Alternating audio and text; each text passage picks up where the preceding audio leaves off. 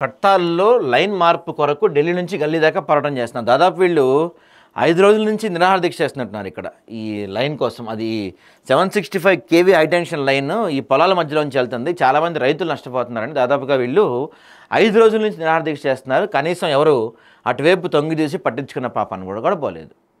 రైతులు ఎందుకు ఇబ్బంది పెడతారు? రంగారెడ్డి జిల్లా కట్టాల్ మండలంలోని 765 kV హై టెన్షన్ లైన్ నిర్మాణానికి వ్యతిరేకంగా శుక్రవారం 5వ రోజు నిరాహార దీక్ష చేపట్టిన బాధిత రైతులకు బీజేపీ, బీఆర్ఎస్ నాయకులు సంఘీభావం తెలిపారు.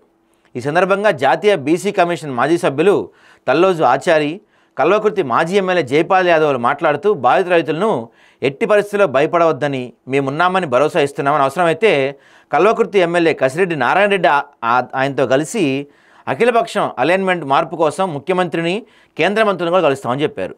ఈ హైటెన్షన్ లైన్ భూముల మీదుగా వెళ్తే వ్యవసాయం తీవ్రంగా దెబ్బతింటుందని, పంటల నష్టం కలగడమే కాకుండా అట్టి భూముల్లో బోర్లు కూడా వేయడానికి వీలు లేదు.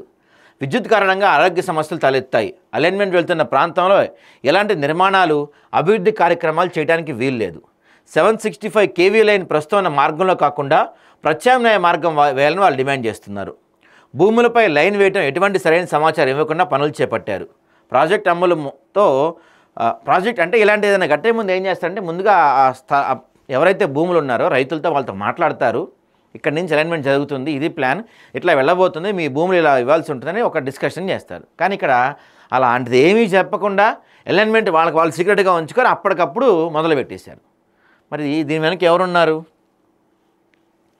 ఎస్ఓపీలు అంటే స్టాండర్డ్ ఆపరేటింగ్ ప్రొసీజర్లుగా పాటించాల్సిందిగా పవర్ గ్రిడ్ సంస్థలు సూచనలు చేసింది.